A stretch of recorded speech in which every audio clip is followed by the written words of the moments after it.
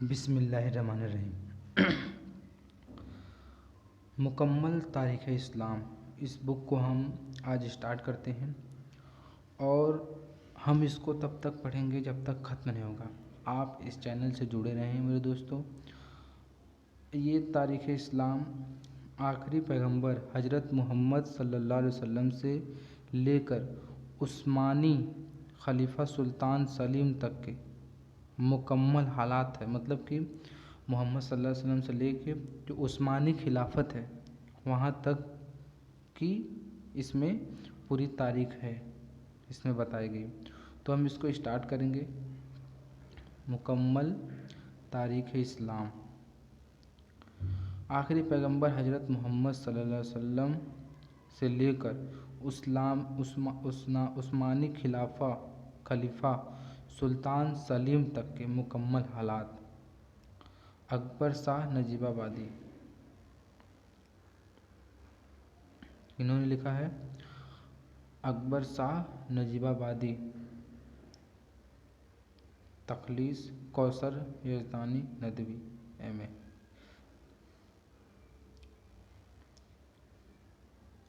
अपनी बात।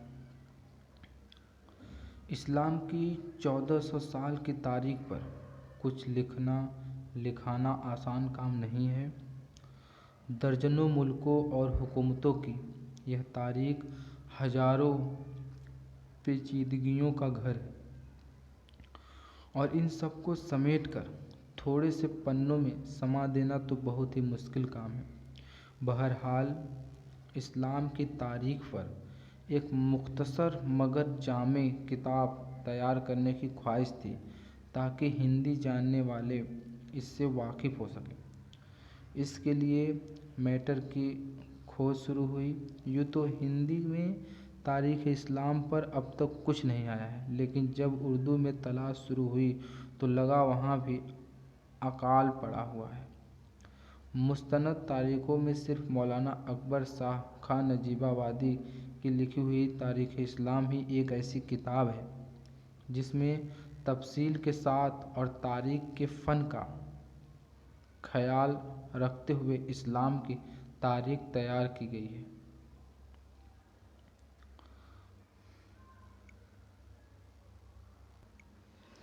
बिस्मिल्लाहिर्रहमानिर्रहीम। तारीख़ इस्लाम, इस्लाम से पहले का अरब, मतलब जब मोहम्मद सल्लल्लाहु अलैहि वसल्लम जब नहीं आए थे उससे पहले अरब की हालात क्या थी उसके बारे में जानते हैं। अरब के लोग आमतौर से कबीलों की आज़ाद ज़िंदगी गुजारते थे। उनमें जिहालत आम थी। बुत परस्ती इसी जिहालत का नाम था। बुत परस्ती यानी पूजा करना, मूर्ति पूजा। बुत परस्ती ने उनके दिल व दिमाग पर कब्जा करके उन्हें वहम परस्त बना दिया था। दुनिया की हर चीज़ को, चाहे वह फ़ायदा देने वाली हो या नुकसान पहुँचाने वाली हो, उनके लिए माबूद बन गई थी। मतलब कि कोई भी चीज़ हो, उनको फ़ायदा पहुँचाया या नुकसान पहुँचाया, वो उनको पूजते थे, वो अपने उसको खुदा मानते थे। इस तरह पत्थर, पेड़, चाँद, सूरज, पहाड़, दरिया सभी की पूजा आम हो गई थी। अरबों ने फरिश्तों, रूहों और गैर महसूस ताकतों के बुत बनाने के अलावा अपने बुज़ुर्गों के बुत भी खड़े रखे थे जिनकी वे पूजा करते थे। अपनी इस बुत परस्ती के बावजूद अरब बहरहाल इन बुतों को ही असल माबूद मानते थे। असल माबूद न मानते थे, बल्कि उनका एक एतकाद यह था कि उन बुज़ुर्गों की रूहानी ताकतों को, जिनके ये बुत यादगार के तौर पर बनाए गए हैं, दुनिया में कुछ इस तरह के अख्तियार हासिल हैं कि वे हमारी हर ज़रूरतों, मुराद और दरख्वास्त की सिफारिश खुदा के यहाँ कर सकते हैं। मतलब कि जो हमारे जैसे उनके कबीलों में जो एकदम अच्छे इंसान होते थे, उनकी रूह उनके बुत को बना के सोचते थे कि अल्लाह ताला से मतलब खुदा से हमारी सिफारिश कर सकते हैं। और मरने के बाद ज़िंदगी के बारे में इनका ख्याल यह था कि उनकी रूहानी ताकतें खुदा से उनके गुनाहों को माफ़ कराएंगे। मतलब उनका अकीदा था, जो मतलब उनके कबीले में जो अच्छे लोग थे, जो सच्चे लोग थे, उनका यह अकीदा था कि खुदा के सामने हमारे गुनाहों को माफ़ कराएंगे। उनका भी बुत बनाकर उनको भी पूछते थे। मजहब के बिगाड़ और अकीदे की खराबी के साथ साथ आपस की लड़ाई उनके यहाँ आम बात थी। मामूली बातों पर लड़ाई ठन जाती और फिर उसका सिलसिला पीढ़ियों तक चलता रहता। जुआ खेलना, शराब पीना इतना आम था कि शायद ही कोई कौम इस मामले में उनका मुकाबला कर सकती। शराब की तारीफ और उसके ताल्लुक से होने वाली बदकारियों के जिक्र से उनकी शायरी भरी पड़ी थी। इसके अलावा खुद का चलन आम था। लूट मार, चोरी, बेमुरव्वती, खून खराबा, जिना और दूसरे गंदे कामों ने उनको गोया इंसानी शक्ल में जानवर बना दिया था। मतलब वह हर एक चीज़ करते थे, लूट मार, चोरी, जिना, खून खराबा, गंदे, वो गोया इंसानी शक्ल में जानवर थे। वे अपनी लड़कियों को जिंदा ही कब्रों में गाड़ दिया करते थे। जैसे हिंदुस्तान में सती प्रथा थी, वैसे ही अरब में उस समय क्या थी, जिंदा गाड़ देते थे लड़कियों को। बेशर्मी और बेहयाई का यह हाल था कि मर्द और औरत नंगे होकर खाना काबा का तवाफ़ करते थे। अल्लाह अल्लाह। और उसे एक मजहबी काम समझते थे, मतलब उसे एक धर्म का भी काम समझते थे कि ये अच्छा धर्म। गरज मजहब, अकीदा, अखलाक, रहन सहन, समाज वगैरह हर एतबार से अरब परस्ती की इंतहा को पहुंच चुके थे। मतलब एकदम अंधेरा छा चुका था, एकदम धुंधला छा चुका था। मतलब वहाँ पर एकदम अच्छाई का नामो निशान ही नहीं था, एकदम इंतहा हो चुकी थी। दुनिया की हालत,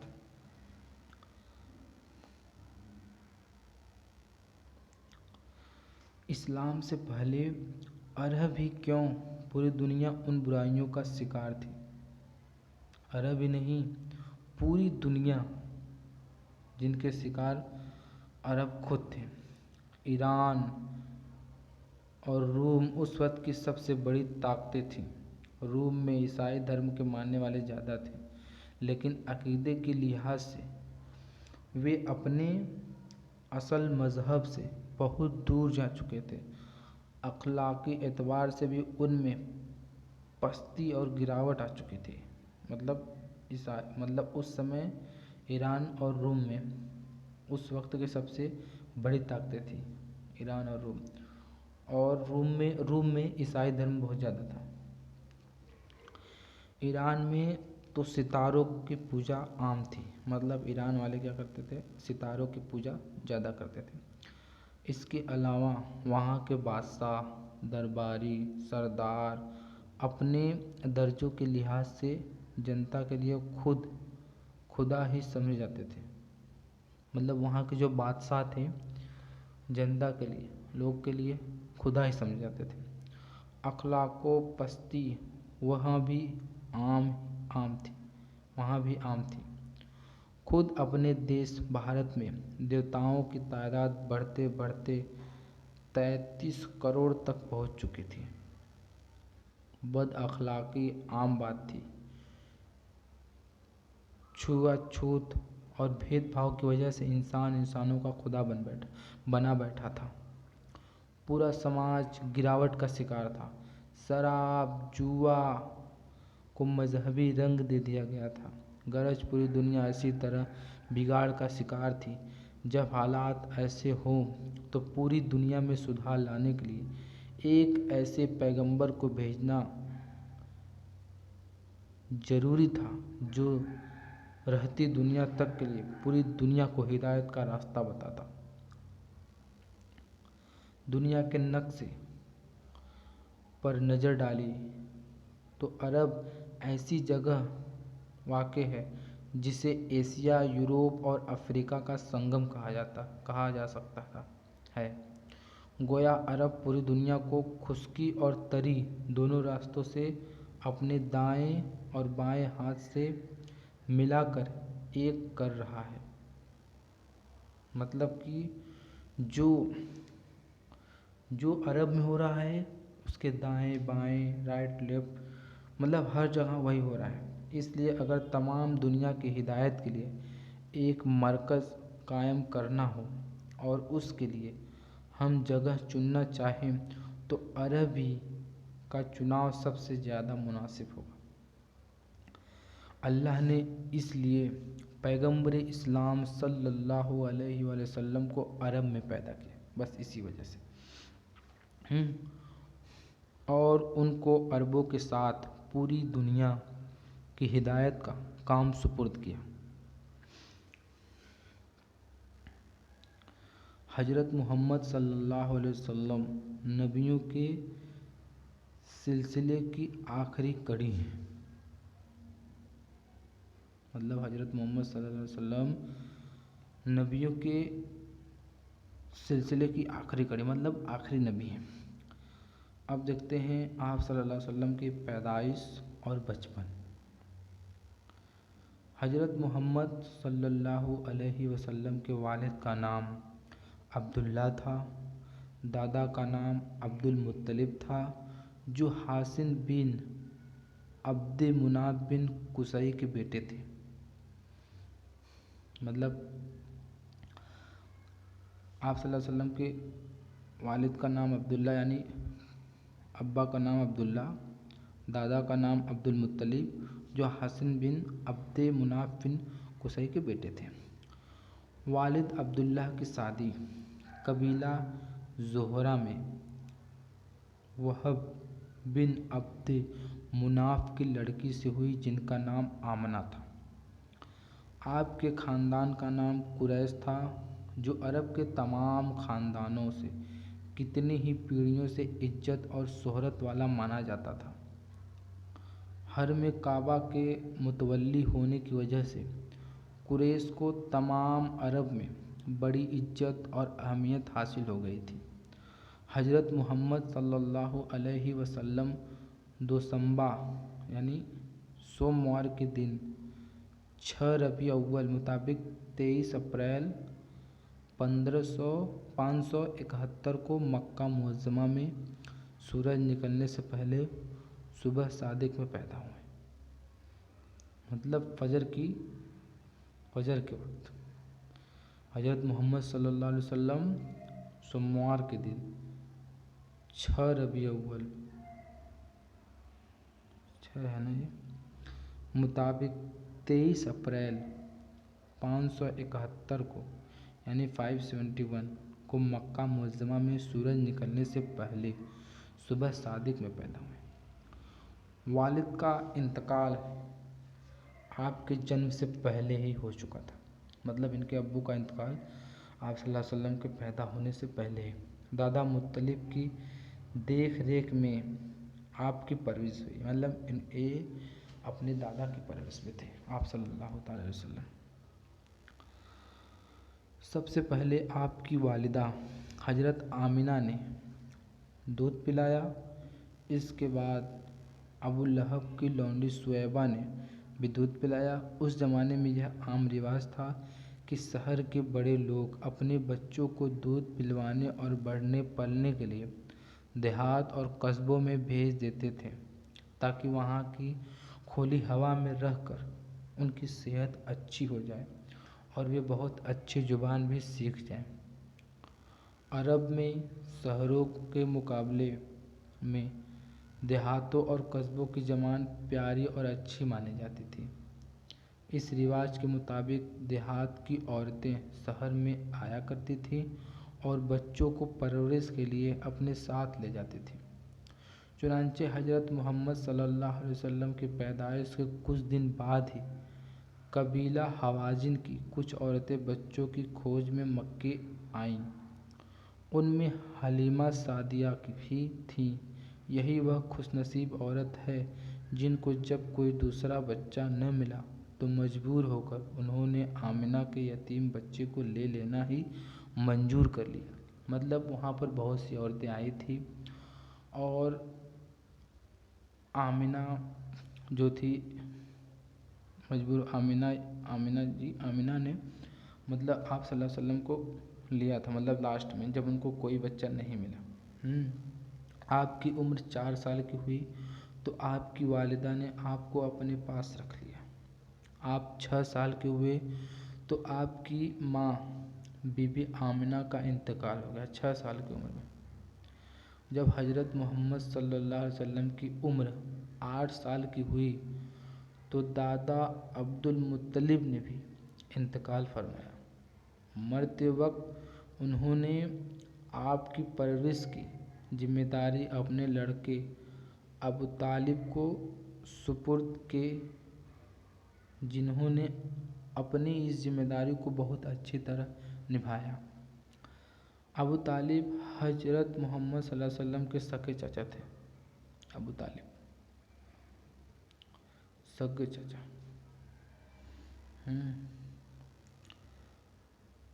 बहीरा राहिब की मुलाकात। अक्सर किताबों में बयान किया गया है कि आप हज़रत सल्लल्लाहु अलैहि वसल्लम जब 12 साल के हुए तो अपने चचा अबू तालिब के साथ जबकि शाम को तिजारत की गरज से जा रहे थे, सफ़र में गए। बसरा में बहीरा राहिब ने आपको पहचान लिया कि जिन नबी की परेशानियों किताबों में मिलती हैं वह नबी यही है। इससे जाहिर होता है कि वह नबी के आने के इंतज़ार में थे। हज़रत खदीजा रज़ियल्लाहु अन्हा से निकाह। जब नबी सल्लल्लाहु अलैहि वसल्लम जवान हुए तो आपका ख्याल पहले तिजारत की तरफ हुआ, मगर घर का रुपया पास न था। मक्का में निहायत शरीफ ख़ानदान की एक बेवा औरत खदीजा थी। वह बहुत मालदार थीं, अपना रुपया तिजारत में लगाए रखती थीं। उन्होंने आप हज़रत सल्लल्लाहु अलैहि वसल्लम की खूबियों और आपकी सच्चाई दयानतदारी का हाल मालूम करके खुद दरख्वास्त कर दी कि उसके रुपये से तिजारत करे। आप हज़रत सल्लल्लाहु अलैहि वसल्लम उनका माल लेकर तिजारत को गए, मतलब बिजनेस करने के लिए। इस बिजनेस में बहुत नफ़ा हुआ और आपकी बहुत सी खूबियाँ भी जाहिर हुई। इन खूबियों को मालूम करके हज़रत खदीजा ने आपसे निकाह की दरख्वास्त की। हालांकि हज़रत खदीजा रज़ियल्लाहु अन्हा इससे पहले बड़े बड़े सरदारों के निकाह की दरख्वास्त को रद्द कर चुकी थी। दरख्वास्त आपने मंजूर कर ली, तारीख तय हो गई। अबू तालिब ने निकाह का खुतबा पढ़ा और 500 तलाई दिरहम पर निकाह हो गया। शादी के वक्त हज़रत खदीजा की उम्र 40 साल की और आप सिर्फ 25 साल के नौजवान थे। सोचो। अनोखा समझौता। इस्लाम से पहले अरबों में लड़ाइयों का एक न ख़त्म होने वाला सिलसिला जारी था। इन्हीं लड़ाइयों में से एक निहायत ख़तरनाक और मशहूर लड़ाई फ़िज़ार की लड़ाई है। फ़िज़ार की लड़ाई से अमन पसंद लोगों का तंग आ जाना बिल्कुल फितरी बात थी। आपको भी इन लड़ाइयों से बड़ी तकलीफ़ होती थी। चुनांचे आप सल्लल्लाहु अलैहि वसल्लम ने अक्सर कबीलों के सरदारों और समझदार लोगों को मुल्क के बेअमनी रास्तों का खतरनाक होना, मुसाफिरों का लुटना, गरीबों पर ज़बरदस्तों के जुल्म का हवाला देकर इन सब बातों में सुधार लाने पर तवज्जो दिलाई। आखिर एक अंजुमन कायम हो गई जिसमें बनु हाशिम व अब्दुल मुत्तलिब, बनु असद, बनु जुहरा, बनु तमीम शामिल थे। इस अंजुमन के मेंबरों ने नीचे लिखे अहद किए थे। मतलब कि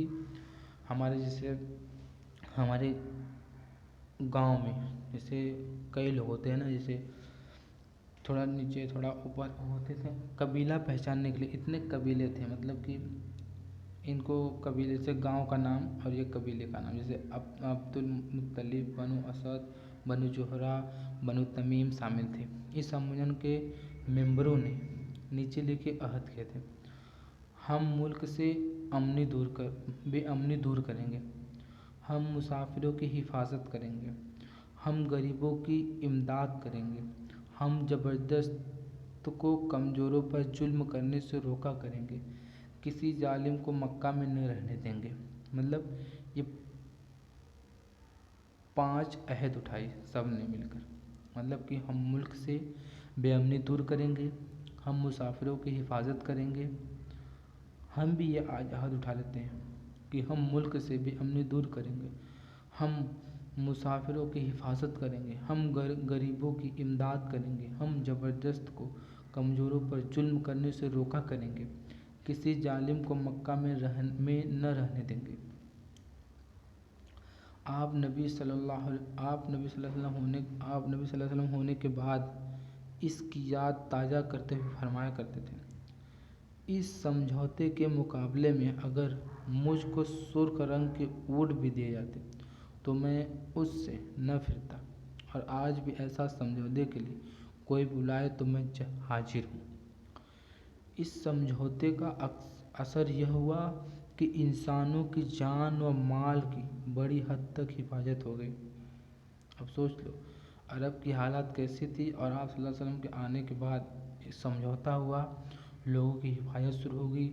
ऐसे ही नेक कामों की वजह से उन दिनों में लोगों के दिलों पर आप सल्लल्लाहु अलैहि वसल्लम की नेकी और बुजुर्गी का इतना असर था कि ये आप हज़रत सल्लल्लाहु अलैहि वसल्लम को नाम लेकर नहीं बुलाते थे, बल्कि as-सादिक बेहद सच्चा कहते थे, या अल-अमीन बेहद अमानतदार कहते थे, कहकर पुकारा करते थे।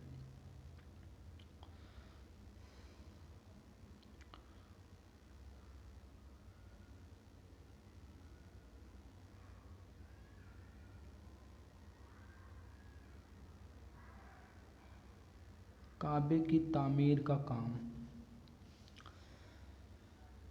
काबे की दीवारों को सबसे पहले हज़रत इब्राहीम अलैहिस्सलाम ने हज़रत इस्माईल अलैहिस्सलाम के साथ मिलकर तैयार किया था। फिर बनी जरहम, बनु अमालका, कुसई और कुरैश ने उसकी मरम्मत की। इस बार फिर बारिश की ज़्यादती की वजह से काबे की दीवारें फट गई थी। उस वक्त हज़रत मोहम्मद सल्लल्लाहु अलैहि वसल्लम की उम्र 35 यानी 35 साल की थी। जब कुरैश ने काबे की इमारत को, जिसकी दीवारों काफ़ी फट गई थी, फिर से तैयार करने का प्रोग्राम बनाया, कुरैश के तमाम कबीलों ने मिलकर काम शुरू कर दिया। इमारत के बनाने में तो सभी शामिल थे, मगर जब हजरे अस्वद यानी जो काला पत्थर आज लगा हुआ है कि दीवार में चुनने का मौका आया तो बड़ा झगड़ा हुआ, बहुत झगड़ा हुआ कि हमारा कबीला आएगा, वो कर हमारा। इसलिए हर एक यही चाहता था कि यह खिदमत हम ही अंजाम दें। हजरे अस्वद एक पत्थर है जो काबे की दीवार में एक कोने में लगा हुआ है। आप सबने कभी न कभी देखा ही होगा। इसी पत्थर से तवाफ शुरू और ख़त्म होता है। यह सिर्फ एक पत्थर है जिसके बारे में एक बार हज़रत उमर रज़ियल्लाहु अन्हु ने खिताब करके कहा था कि तू एक पत्थर है, न किसी को नफ़ा दे सकता है न नुकसान पहुँचा सकता है। ये उमर रज़ियल्लाहु अन्हु ने इसलिए कहा था कि कोई उसे खुदा न माने, वह केवल एक पत्थर है।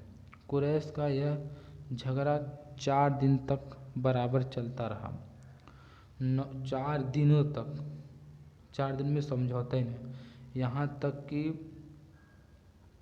पहुँचती कि तलवारें निकल आती और खून खराबे खतरा पैदा हो जाता। आखिर में 5वें दिन अबू उमैया बिन मुगीरा ने, जो कुरैश में सबसे बड़ी उम्र का था, यह राय दी कि किसी को हाकिम बनाकर उसके फैसले पर अमल करें। इस राय को मान लिया गया और तय किया गया कि जो कोई सुबह सवेरे सबसे पहले हरम में आएगा वही सबका हाकिम, हुक्म फैसला करने वाला समझा जाएगा। अल्लाह की कुदरत की दूसरे दिन सुबह सवेरे ही सबसे पहले जिस शख्स पर नज़र पड़ी वह हज़रत मोहम्मद सल्लल्लाहु अलैहि वसल्लम ही थे।